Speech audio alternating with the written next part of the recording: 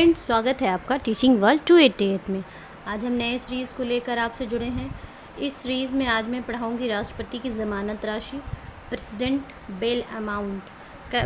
कल जो मैंने पिछला क्लास आपको दिया था वो यूनियन भाग 5 से था। उसमें जो है अनुच्छेद 52, 54 ये सब के बारे में बताया गया था, राज्यसभा लोकसभा। और मैं इसी का आगे अध्याय आपको बताने वाली हूँ इस क्लास में। तो आइए जल्दी से मेरी क्लास को ज्वाइन कर लें और चैनल को सब्सक्राइब ज़रूर कर लें ताकि आपको आने वाली हर वीडियो आप तक पहुंच जाए, इसका इन्फॉर्मेशन आपको मिल जाए। ठीक है फ्रेंड्स, तो बिना देरी किए चलिए शुरू करते हैं क्लास। थ्योरी है आज की क्लास में। राष्ट्रपति की ज़मानत राशि, यानी कि राष्ट्रपति जो चुनाव लड़ते हैं उससे पहले उनको जमानत राशि जो है जमा करनी होती है फ्रेंड्स। तो हम लोग देख लेंगे क्या कह रहा है, जमानत राशि क्या है और किस तरीके से इसे दिया जाता है, इसके बारे में जानने की कोशिश करेंगे आज। देखिए, चुनाव लड़ने से पूर्व यानी कि पहले राष्ट्रपति को 15,000 रुपया ज़मानत के रूप में RBI के पास रखनी होती है। अच्छा, किस बैंक में रखनी होती है? तो RBI के पास रखनी होती है। कितने पैसे रखने होते हैं? तो 15,000 रुपये ज़मानत के तौर पे रखनी होती है। यानी कि चुनाव लड़ने से पहले, ये एक प्रावधान है कि ये चुनाव लड़ने से पहले ही 15,000 रुपया ज़मानत की राशि के तौर पे वहाँ RBI में जमा करनी होती है फ्रेंड्स। आगे देख लेते हैं। यदि राष्ट्रपति के 1/6 यानी कि 1/6 भाग से कम वोट मिलेगा तो राष्ट्रपति की जमानत राशि वापस नहीं की जाएगी। समझने वाली बात है, यहाँ पे समझेंगे हम लोग। देखिए, अगर यदि 1/6 भाग से कम वोट मिलता है, इसके अनुपात से अगर कम वोट मिलता है तो राष्ट्रपति की जो जमानत राशि है वो वापस नहीं की जाएगी। ठीक है, अगर इससे ज़्यादा आ गई तब जमानत राशि वापस हो जाती है। इसे जमानत जब्त होना कहते हैं। इसे क्या कहते हैं? जमानत जब्त होना कहते हैं। यह अपमान की स्थिति है। देखिए, अगर किसी भी राष्ट्रपति ने चुनाव लड़ा और लड़ने से पूर्व यानी कि पहले उसने अपनी जमानत राशि RBI में जमा कराई और अगर वो चुनाव नहीं जीत पाए तो उनकी राशि जो है जब्त कर दी जाएगी RBI द्वारा, या सरकार के नियम फंडामेंटल राइट्स के अनुसार जो है इसको जब्त कर ली जाएगी। तो देख लीजिए यहाँ पे क्या कह रहा है, ये जो है अपमान की स्थिति है। अगर उसका पैसा, जमानत राशि वो वापस नहीं होता है तो ये एक क्या होता है, ये एक अपमान की स्थिति होती है। किसके लिए? तो राष्ट्रपति के लिए। ठीक है, आगे देख लेंगे हम लोग। अनुच्छेद 55। अब देखिए, अनुच्छेद आर्टिकल 55 क्या कह रहा है, इसमें राष्ट्रपति का कोटा है। देखिए, आर्टिकल 55 में जो है राष्ट्रपति का कोटे के बारे में वर्णन किया गया है। जमानत जब्त होने के बाद भी प्रत्याशी जीत सकता है। कैसे जीत सकता है? किंतु कोटा से कम वोट पाने पर जीते हुए प्रत्याशी को भी हटा दिया जाता है और पुनः चुनाव कराया जाता है। फिर से रिपीट करते हैं, इसे समझेंगे। देखिए, अनुच्छेद 55 जो है इसमें राष्ट्रपति का कोटा है। यानी कि जमानत जब्त होने के बाद, अगर जमानत जब्त हो गया यानी कि उसके पैसे जब्त हो गए के बाद भी अगर प्रत्याशी जीत सकता है, अगर वह जीत सकता है किंतु कोटे से कम वोट पाने पर जीते हुए प्रत्याशी को भी हटा दिया जाता है और पुनः चुनाव करा दिया जाता है। ठीक है, मैंने कहा था आपको, अभी थ्योरी में मैंने बताया था। अब इसका आगे का विवरण देखते हैं फ्रेंड्स, कैसे जीत सकता है ये। देखिए, कोटा,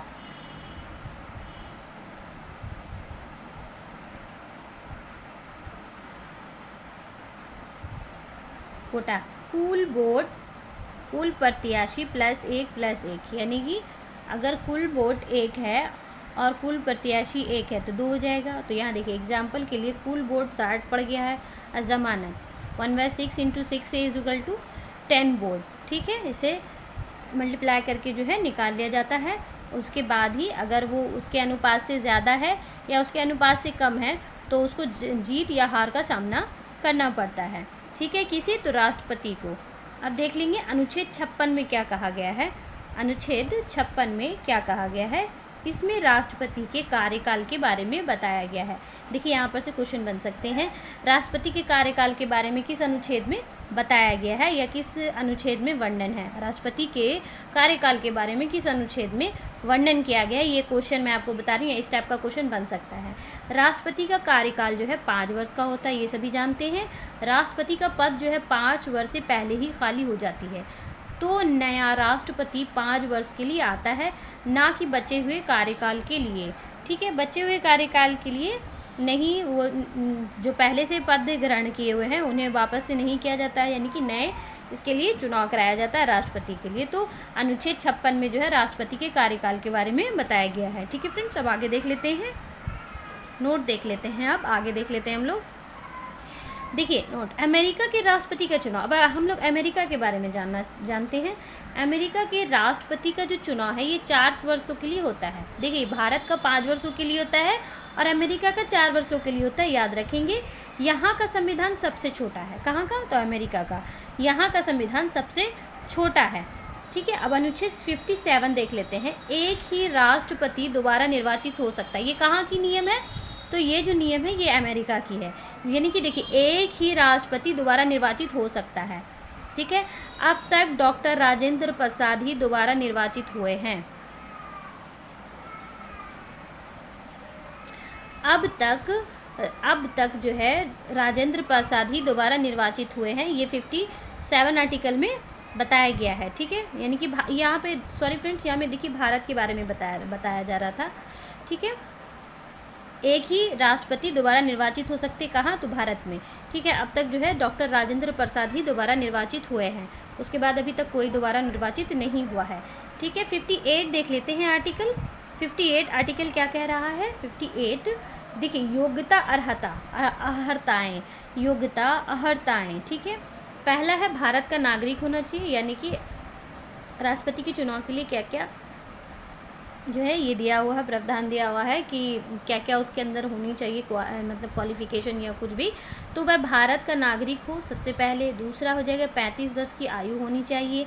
तीसरा हो जाएगा लोकसभा के सदस्य बनने की योग्यता हो। और चौथा हो जाएगा 50 प्रस्तावक तथा 50 अनुमोदक हो।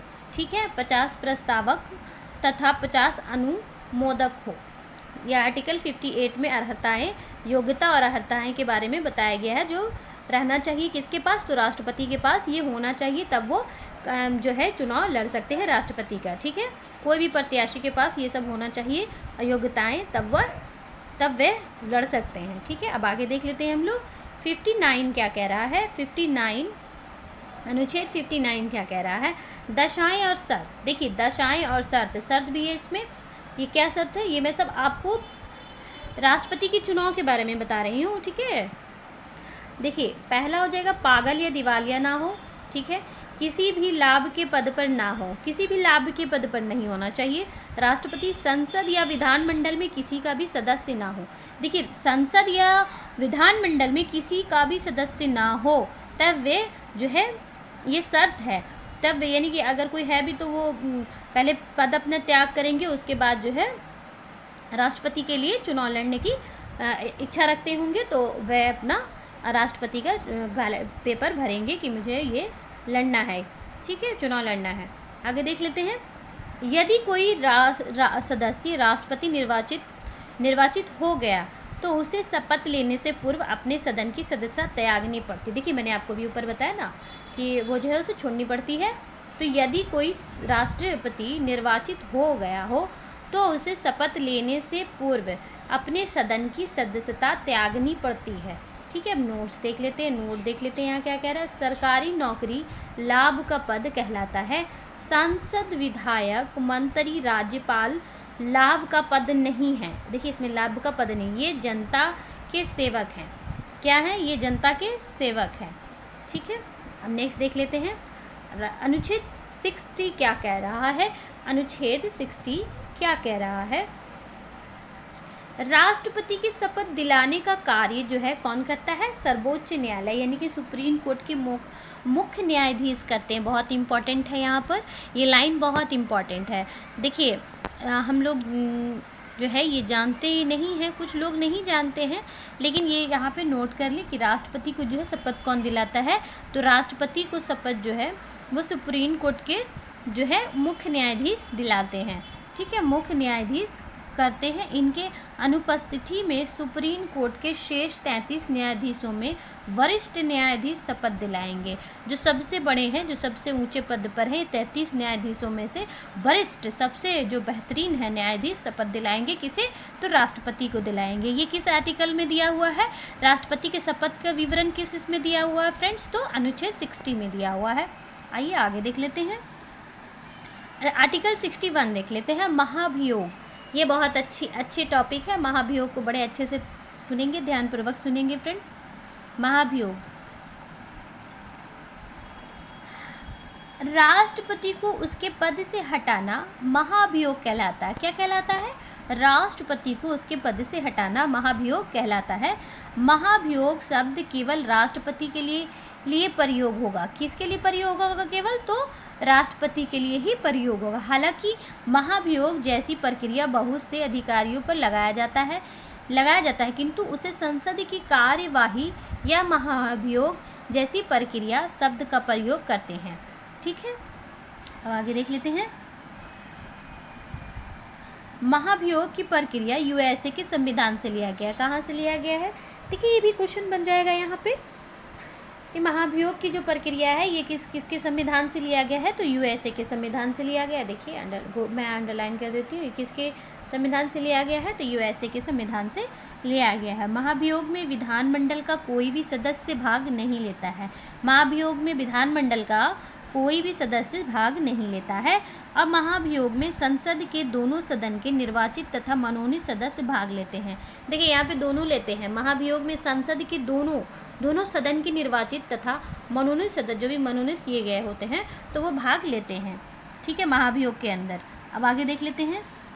यदि वे संविधान का अतिक्रमण करे, पहला हो जाएगा यदि वे संविधान का अतिक्रमण करे। दूसरा हो जाएगा मंत्रिमंडल के सलाह को ना माने। और तीसरा हो जाएगा, महाभियोग के बारे में बता रही हूँ मैं, किसी विदेशी राष्ट्र के प्रभाव में आ जाए। या तीसरा हो जाएगा मतलब राष्ट्रपति पर महाभियोग किसी भी सदन से प्रारंभ हो सकता है। देखिए, किसी भी सदन से मतलब या विधानमंडल या विधानसभा से किसी भी सदन से प्रारंभ हो सकता है। जो सदन महाभियोग प्रारंभ करना चाहता है उसे अनुमति लेने के लिए 1/4 मत की आवश्यकता होती है। यानी कि 1/4 की जो है अनुमति लेनी होती है, आवश्यकता होती है। ठीक है, और मत मिलते यानी कि 1 में से 4 आदमी मत मिल के बाद वह सदन महाभियोग को 2/3 बहुमत से पारित करेगा। पारित करने के बाद दूसरे सदन में भेजने की 14 दिन पूर्व, यानी कि दूसरे सदन में जब एक सदन से पास हो जाता है और जब वो दूसरे सदन में भेजा जाता है, तो यानी कि भेजने की 14 दिन के पूर्व, यानी कि 14 दिन पहले इसकी सूचना राष्ट्रपति को दे दी जाती है। यानी कि 14 दिन, अगर एक सदन से पास हो गया और दूसरे सदन में जाना है तो वो 14 दिन पहले ही राष्ट्रपति को इसका जो है सूचना प्राप्त करा दिया जाता है। राष्ट्रपति दूसरे सदन में जाकर अपनी बात रखने में सफल रहे तो महाभियोग रद्द हो जाएगा। अगर राष्ट्रपति वहाँ जाने से पहले जो है अपनी बात को रख देते हैं सदन में, तो ये जो है रद्द हो जाएगा। किंतु यदि दूसरा सदन भी 2/3 बहुमत से महाभियोग को पारित कर दे तो राष्ट्रपति का महाभियोग लग जाएगा और राष्ट्रपति को पद से हटा दिया जाएगा। ठीक है, हटा दिया जाएगा। और 6 महीने के भीतर राष्ट्रपति का चुनाव होगा। अगर कोई राष्ट्रपति के ऊपर महाभियोग लग जाता है और दोनों सदन में पास हो जाता है 2/3 और या 1/4 बहुमत से जो है राष्ट्रपति पे जो है महाभियोग लग जाता है और वह अपना 14 दिन पहले ही, अगर एक सदन से पारित हो गया और दूसरे सदन में पारित होने से पहले 14 दिन पहले ही पूर्व उसको सूचना कर दिया जाता है। 14 दिन के भीतर अगर वह अपना स्पष्टीकरण या दे सकता है या अपना क्लियरिफिकेशन दे देता है तो उसको जो है उसके पद से नहीं हटाया जाएगा। लेकिन अगर नहीं दे पाता है तो वह उसे राष्ट्रपति को 6 महीने वो हटा दिया जाता है और 6 महीने के भीतर जो है राष्ट्रपति का चुनाव दोबारा किया जाता है। ठीक है फ्रेंड्स, अब तक किसी राष्ट्रपति पर महाभियोग भारत में नहीं लगाया गया है। कहाँ नहीं लगाया गया है? तो अब तक जो है किसी भी राष्ट्रपति पर महाभियोग नहीं लगाया गया है। याद रखेंगे। देखिए अब देखते हैं, अब तक किसी राष्ट्रपति पर महाभियोग नहीं लगाया गया है, नहीं लगाया गया। अनुच्छेद 64 क्या कह रहा है? अनुच्छेद 64 क्या कह रहा है? राष्ट्रपति के पद का रिक्त होना, राष्ट्रपति का पद 5 परिस्थितियों में रिक्त होता है। आइए हम लोग जानते हैं किन किन परिस्थितियों में जो है रिक्त होता है, यानी कि पद खाली होता है। तो पहला हो जाएगा कार्यकाल को समाप्ति, कार्यकाल की समाप्ति के बाद तो हो ही जाता है। फिर दूसरा हो जाएगा महाभियोग, यानी कि किसी भी कारणवश जो है उसे महाभियोग के अंदर डाला जाता है। तो इस हिसाब से भी आपको बताया मैंने कि 6 महीने के भीतर पद जो है खाली हो जाता है, और 6 महीने के भीतर जो है वो करा लिया जाता है चुनाव। ये दूसरा हो जाएगा महाभियोग। और तीसरा हो जाएगा त्यागपत्र। अगर वह खुद त्यागपत्र देता है, अगर कोई भी राष्ट्रपति खुद त्यागपत्र देते हैं तो उन्हें कार्यकाल को समाप्ति कर दिया जाता है। अच्छा, तीसरा हो जाएगा, चौथा हो जाएगा मृत्यु एवं कुछ भी जोड़ दिया जाता है यहाँ पे। और पांचवा हो जाएगा निवचिन्ह अवैध, अवैध किसी भी कार्य में जो है उन्हें हटा दिया जाता है। ठीक है फ्रेंड्स, ये आज का लास्ट पॉइंट था। और मैं आपको राष्ट्रपति का जो ये है ये काफ़ी बड़ा है, इसलिए मैंने आपको छोटा छोटा करके समझा रही हूँ ताकि आपको अच्छी तरीके से समझ में आ जाए। देखिए, कोई भी चैप्टर अगर बड़ा होता है ना तो उसको थोड़ा थोड़ा करके ही समझाया जाता है। ये चैप्टर बहुत बड़ा है, उसको समझने में आपको वक्त लगेगा, इसलिए मैं जो है आपको थोड़ा थोड़ा करके समझा रही हूँ मेरे क्लास में, ताकि ये पार्ट बाय पार्ट आपको समझ में आएगा, तभी तो आप अपने एग्ज़ाम में सफल हो पाएंगे क्लास के द्वारा। ठीक है फ्रेंड्स, आज के लिए इतना ही। मेरा चैनल अगर आपको ज़रा सा भी हेल्पफुल लगता है और आपको ऐसा लगता है, देखिए ये सारे क्वेश्चन जो मैं आपको बता रही हूँ ये तो जेन्युइन है, ये तो आना ही है। किसी भी एग्ज़ाम्स में आप देख लीजिए, इंडिया के किसी भी कॉम्पिटिटिव एग्ज़ाम्स में ये सब पॉलिटिकल साइंस में क्वेश्चंस आते ही हैं। ठीक है, राष्ट्रपति से आ जाते हैं, संसद से आ जाते हैं, मूल अधिकार से आ जाते हैं, मूल कर्तव्य से